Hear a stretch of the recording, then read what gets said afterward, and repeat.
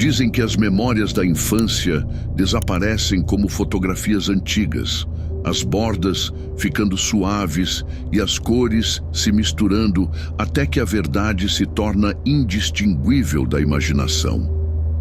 Mas algumas memórias permanecem afiadas como navalhas, cortando os anos com uma clareza que faz você desejar que elas tivessem se borrado. A minha remonta a quando eu tinha 7 anos, em uma pequena cidade mexicana, onde o ar da noite carregava sussurros de coisas que não deveriam existir. Lembro-me de tudo sobre aquela noite. A maneira como o luar pintava retângulos prateados. No chão do nosso quarto, a respiração suave da minha irmã na cama ao lado da minha, o tic-tac persistente do relógio que marcava 1h da manhã. O sono me iludiu, como costumava acontecer naqueles dias, deixando-me traçar padrões na parede texturizada ao lado da minha cama. A casa estava acomodada em seu silêncio noturno, quebrado apenas pelo rangido ocasional de madeira velha se ajustando ao ar frio. Foi quando notei pela primeira vez a mudança no ar. Sutil a princípio, como a queda de pressão antes de uma tempestade. A escuridão ao redor da porta do nosso quarto pareceu engrossar, reunindo-se em uma forma que se movia com lentidão deliberada. Lembro-me de pensar em como era estranho que eu pudesse ver o movimento tão claramente, como se a própria escuridão tivesse decidido tomar forma. A princípio, pensei que fosse minha prima Maria, que morava conosco na época. A figura usava o que parecia ser um vestido, suas bordas perdidas nas sombras, e no topo de sua cabeça estava um distinto chapéu pontudo que arranhava algo primitivo em minha memória. Uma forma que pertencia aos livros de histórias, não ao meu quarto. À 1h, mas quando a figura entrou completamente no quarto, o luar revelou o que minha mente lutava para processar. Esta não era Maria. Esta coisa era muito baixa para ser ela, a menos que ela estivesse de alguma forma andando de joelhos. No entanto, mesmo essa explicação racional desmoronou quando percebi com horror crescente que a figura não estava andando, estava flutuando, seus pés nunca tocando nosso piso de madeira gasto. O rosto. Deus, o rosto. Mesmo agora, décadas depois, posso vê-lo com perfeita clareza. Tinha as feições desgastadas de uma mulher idosa, mas erradas de maneiras que desafiam a explicação. Os olhos eram muito grandes, consumindo muito do rosto, e não continham nada do calor ou emoção que torna um rosto humano. Eram poças negras que não refletiam nada, colocadas em um rosto congelado, em uma expressão de tal vazio que fez meu sangue gelar. Com uma lentidão agonizante, a entidade flutuou em direção à cama da minha irmã. Cada centímetro de movimento parecia esticar o tempo como caramelo, o ar ficando mais espesso a cada segundo que passava. Fiquei ali, paralisada por um medo tão profundo que parecia um peso físico no meu peito. Minha irmã continuou dormindo, felizmente inconsciente do horror pairando sobre sua cama, aqueles olhos impossivelmente grandes fixos em seu rosto pacífico. Eu queria gritar, avisá-la, fazer algo, qualquer coisa, mas o terror roubou minha voz. Tudo o que consegui foi um pequeno som involuntário, pouco mais que um sussurro. Mas no silêncio mortal daquele quarto, poderia muito bem ter sido um trovão. A cabeça da coisa se virou em minha direção com uma velocidade que desafiava a física, aqueles olhos sem fundo travando nos meus. Naquele momento, o tempo pareceu parar completamente. Eu vi tudo com uma clareza impossível. A maneira como seu vestido ondulava sem vento, os ângulos agudos de seu chapéu cortando o luar. E aqueles olhos terríveis e infinitos, perfurando os meus com uma inteligência que parecia antiga e alienígena. O que aconteceu em seguida assombraria meus sonhos pelos próximos anos. A criatura se moveu com velocidade explosiva, transformando-se de uma presença assustadoramente parada em um borrão de sombra em movimento. Ela disparou pela porta do nosso quarto como se puxada por uma força invisível, deixando para trás apenas a imagem residual de sua forma queimada em minha visão e a violenta perturbação do ar que fez as cortinas dançarem. Eu mergulhei sob meus cobertores, criando uma fortaleza de tecido entre mim e o que quer que tivesse acabado de visitar nosso quarto. Meu coração trovejou tão alto que eu tinha certeza de que acordaria a casa inteira.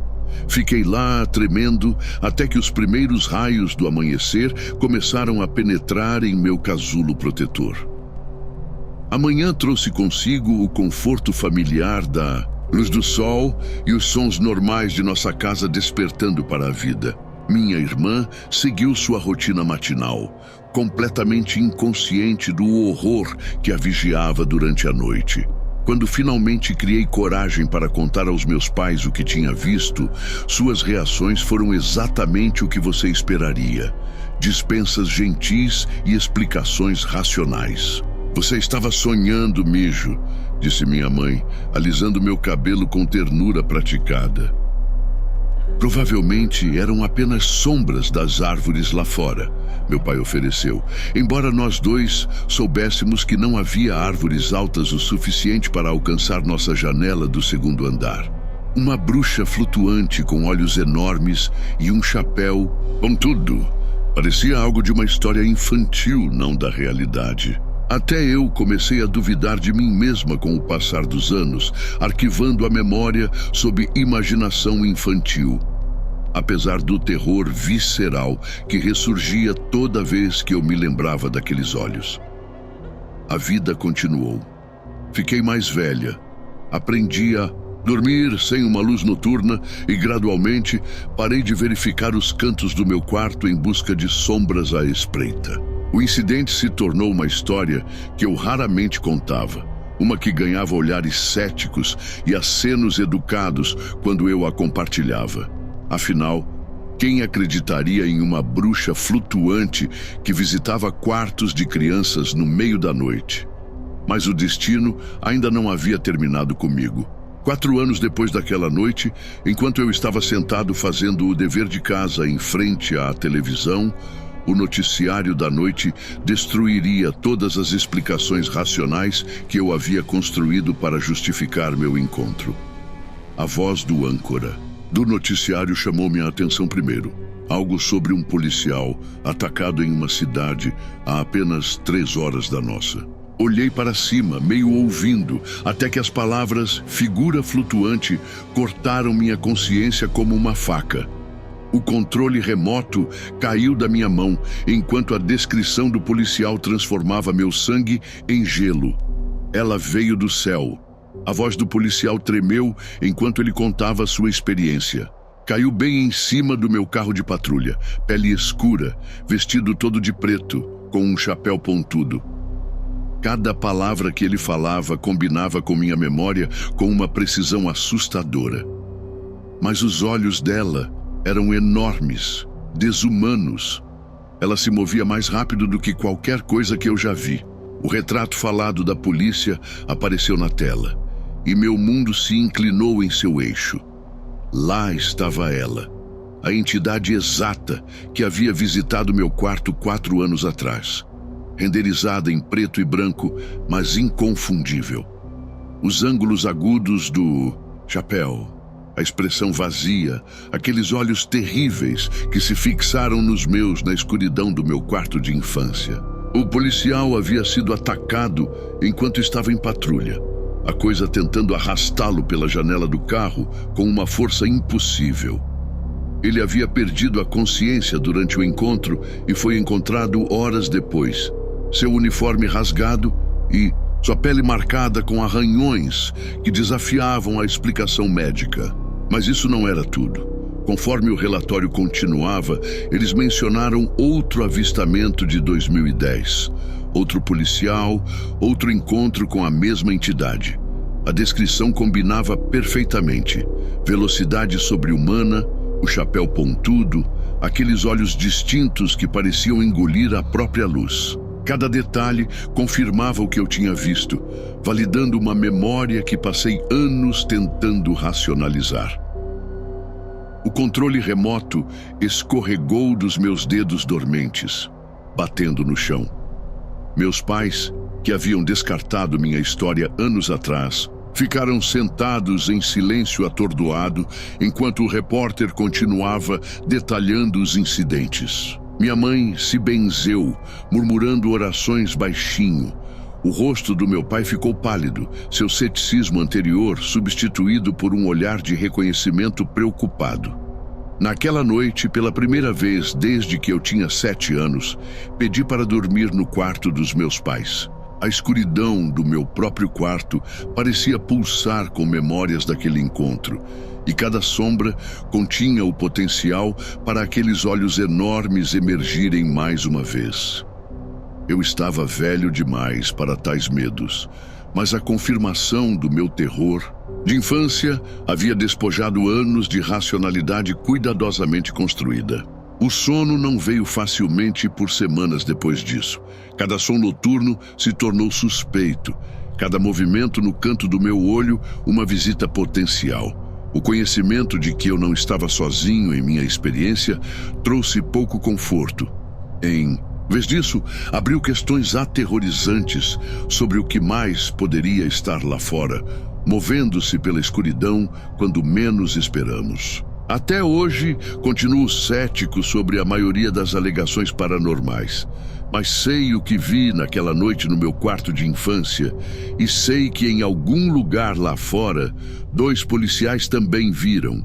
Seus encontros viraram notícia, tornaram-se parte do registro oficial, enquanto inúmeros outros podem ter histórias semelhantes que têm medo de compartilhar. Às vezes, tarde da noite, me pego pensando em minha irmã, dormindo pacificamente enquanto aquela coisa estava sobre sua cama. Quais eram suas intenções? Por que ela fugiu quando fiz aquele pequeno som?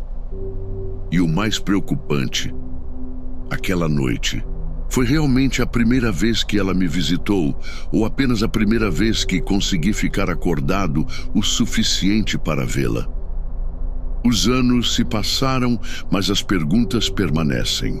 Nos cantos escuros das noites mexicanas, histórias ainda circulam sobre a bruxa que flutua na escuridão com seu chapéu pontudo e olhos terríveis. A maioria descarta esses contos como folclore ou imaginação, assim como meus pais uma vez descartaram minha história. Mas eu sei melhor agora. Há coisas neste mundo que desafiam a explicação. Entidades que se movem pelas sombras da nossa realidade com seu próprio propósito desconhecido. Eu vi uma com meus próprios olhos. Olhares fixos em algo que não deveria existir. E em algum lugar lá fora, na vasta escuridão da noite, ela ainda está esperando, observando, flutuando pelos pesadelos de outras pessoas com aqueles olhos impossivelmente grandes e aquele chapéu pontudo, deixando para trás nada além de certezas despedaçadas e a pergunta persistente: o que mais há lá fora? Além do limite do que estamos dispostos a acreditar.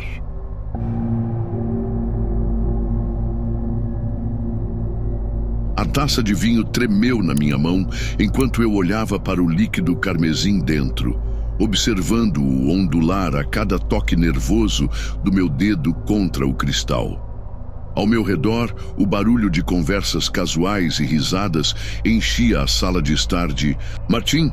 Mas eu não conseguia me livrar da sensação de que algo estava diferente esta noite. Errado de alguma forma. O ar parecia pesado, carregado com uma eletricidade que fez os cabelos da minha nuca se arrepiarem. Eu não queria vir a este jantar em primeiro lugar.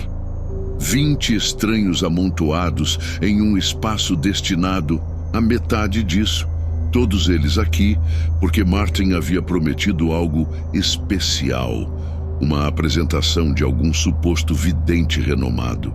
Como um cético de longa data, revirei os olhos quando ele me disse, mas ele insistiu. Agora, observando a mulher em questão trabalhar na sala, senti uma vontade inexplicável de ir embora. Ela era mais velha do que eu esperava, com cabelos com mechas prateadas e olhos penetrantes que pareciam perfurar quem quer que estivesse falando. O nome dela era Helena, e ela se movia pela multidão com facilidade praticada, oferecendo previsões vagas e insights que poderiam se aplicar a qualquer um. Técnicas clássicas de leitura fria. Eu tinha estudado o suficiente sobre vigaristas e mentalistas para reconhecer os sinais. Sua figura materna, ela está tentando te dizer algo. Helena disse a uma jovem perto de mim, sua voz carregando peso teatral o suficiente para chamar a atenção. Ela quer que você saiba que ela está orgulhosa. Tomei outro gole de vinho, maior dessa vez, tentando abafar o crescente mal-estar no meu estômago.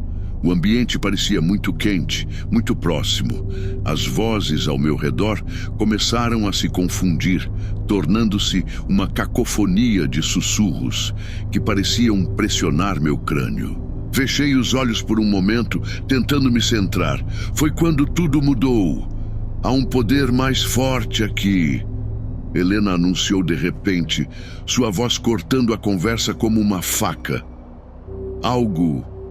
Outra pessoa precisa ser reconhecida. Meus olhos se abriram, de repente. A sala ficou em silêncio, o tipo de silêncio pesado que parece um peso físico. O olhar de Helena varreu os rostos reunidos, mas eu poderia jurar que ela ficou em mim por uma fração de tempo a mais. Meu coração começou a bater forte contra minhas costelas.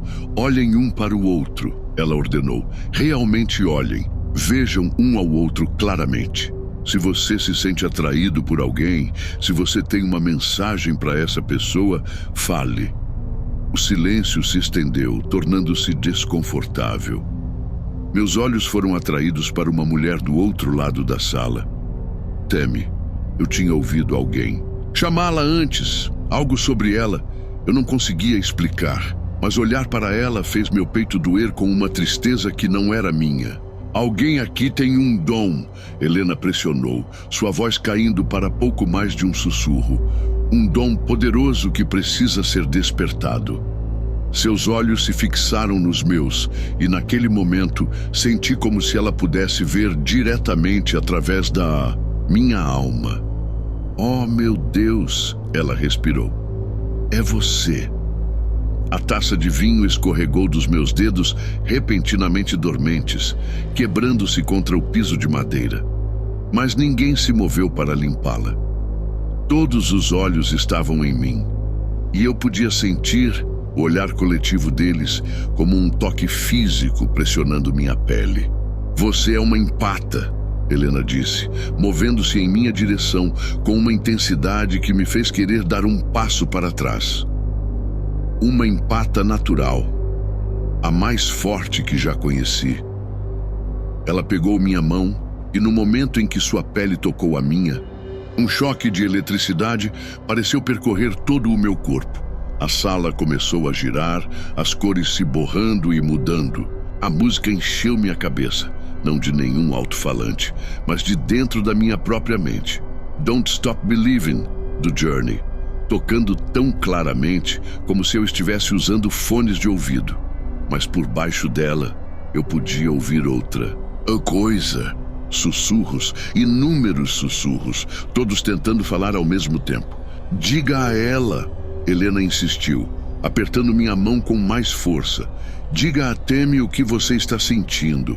Abri a boca para protestar, para rir, mas o que saiu foi uma torrente de palavras que eu não pretendia falar. Mark, ouvi-me dizer, minha voz cheia de emoções que não eram minhas. Ele quer agradecer a você por estar lá, por tocar sua música quando as coisas ficaram escuras. O rosto de Temi perdeu a cor. A sala pareceu ficar mais fria, as sombras nos cantos mais profundas. Alguém engasgou, mas parecia distante, como se viesse debaixo d'água. Isso era só o começo. Conforme a noite avançava, mais segredos viriam à tona, mais verdades ocultas viriam à tona. E a cada revelação, eu me sentia escorregando mais, da pessoa racional e cética que sempre fui para algo completamente diferente. Algo que pudesse espiar os cantos mais escuros da alma das pessoas e arrancar as coisas que elas tentaram desesperadamente manter escondidas. Eu não sabia na época, mas aquela noite marcaria o fim da minha antiga vida e o começo de algo muito mais assustador. Porque quando você abre essa porta, quando você se permite ver o que está por trás da superfície da realidade cotidiana, não há como fechá-la novamente. E algumas verdades é melhor deixar enterradas. As semanas seguintes àquele fatídico jantar se tornaram um borrão de noites sem dormir e encontros cada vez mais perturbadores. Helena me acolheu, insistindo em me ajudar a desenvolver meu dom, mas a cada sessão eu sentia menos como se estivesse aprendendo uma habilidade e mais como se estivesse perdendo pedaços de mim mesma. O primeiro horror verdadeiro veio durante o que Helena chamou de leitura controlada. Um estranho, um homem chamado James, sentou-se à minha frente em seu escritório mal iluminado. O ar estava pesado com incenso e o único som era o tic-tac suave de um relógio antigo sobre a lareira. James me entregou seu relógio, um simples relógio de prata gasto pelo tempo. No momento em que meus dedos se fecharam em volta do metal, o mundo mudou. O escritório se dissolveu ao meu redor, substituído por flashes de imagens e emoções tão intensas que me fizeram querer gritar. Vi um porão iluminado por uma única lâmpada nua. Ouvi o som de uma criança chorando. Senti o peso da culpa tão pesado que ameaçou me esmagar. Tenho uma garota, ouvi-me dizendo, minha voz estranha e distante para meus próprios ouvidos. No porão, ela está chorando pela mãe. Minhas mãos começaram a tremer violentamente. Você a colocou lá. Você está arrependido agora, mas você a colocou lá. James se lançou pelo espaço entre nós, seu rosto contorcido de raiva e medo. Você está mentindo, ele gritou. Mas eu podia ver a verdade em seus olhos, a mesma verdade que eu tinha visto naquela visão horrível. Helena teve que contê-lo fisicamente enquanto ele tentava me agarrar. Aquela noite marcou uma virada. A notícia se espalhou rapidamente em certos círculos sobre o que eu poderia fazer. E logo, as pessoas começaram a me procurar. Elas vinham com objetos, anéis, relógios, fotografias antigas, cada um carregando seu próprio fardo de memórias e segredos. E a cada leitura, as visões se tornavam mais vívidas, mais horripilantes. A aliança de casamento de uma mulher me mostrou a lenta descida do marido à loucura, culminando em uma noite de violência que ela nunca havia relatado. O ursinho de pelúcia de uma criança revelou anos de abuso sistemático escondido atrás de portas fechadas. A gravata favorita de um homem carregava o eco persistente de seus últimos momentos antes de ele se enforcar com ela. Tentei parar. Tentei calar a boca, mas as visões vieram de qualquer maneira, sem serem convidadas e indesejadas. Andar pela rua se tornou uma provação. Cada contato casual com um estranho ameaçava me puxar para seus momentos mais sombrios. Comecei a usar luvas, evitando qualquer tipo de toque, mas não foi o suficiente. A pior parte não foram as visões em si, mas a maneira como elas começaram a me mudar. Eu me vi sabendo coisas que não deveria saber, coisas que ninguém deveria saber. O peso dos segredos de outras pessoas me pressionava, tornando cada vez mais difícil lembrar quais pensamentos e memórias eram meus. Uma noite, sentada sozinha em meu apartamento, vi meu reflexo no espelho e não reconheci a pessoa que me encarava. Meus olhos mudaram. Pareciam mais velhos, assombrados, como os olhos de Helena. Eu me perguntei se era isso que acontecia com todos os empatas. Se eventualmente nos tornamos recipientes vazios, preenchidos apenas com a dor de outras pessoas. Então veio a noite que mudou tudo. Uma mulher chegou à minha porta bem depois da meia-noite, segurando uma pequena caixa de madeira. Ela estava desesperada, ela disse. Precisava saber a verdade sobre sua irmã desaparecida.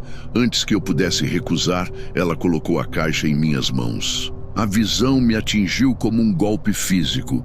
Eu vi sua irmã, vi o que realmente aconteceu naquela noite 10 anos atrás. Vi quem era o responsável, mas mais do que isso, eu vi algo observando das sombras. Algo que estava lá o tempo todo, alimentando-se da escuridão nos corações das pessoas. E agora ele tinha notado que eu estava notando isso. Quando voltei a mim, eu estava de joelhos, sangue escorrendo do meu nariz. A mulher tinha ido embora, mas a caixa permaneceu. E agora eu sabia. O presente não era um presente de forma alguma. Era uma maldição. Uma porta que, uma vez aberta, não podia ser fechada.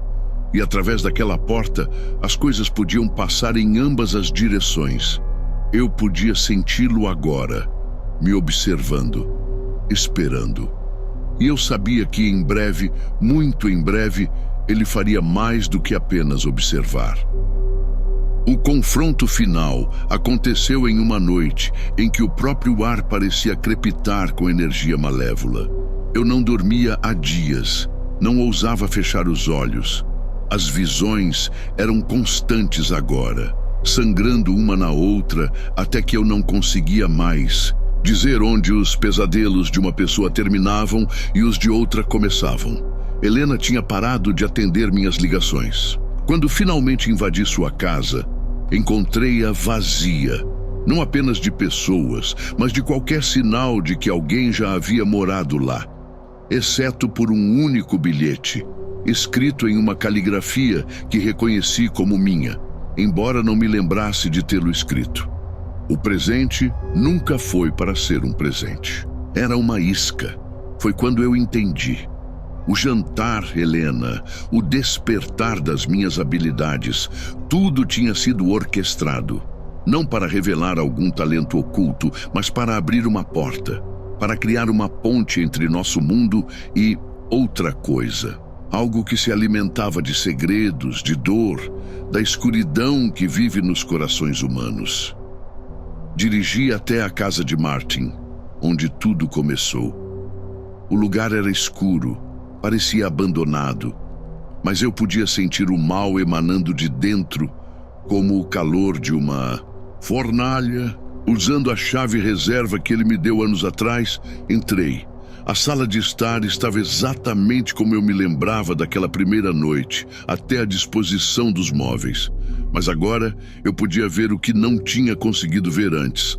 As sombras não eram apenas sombras.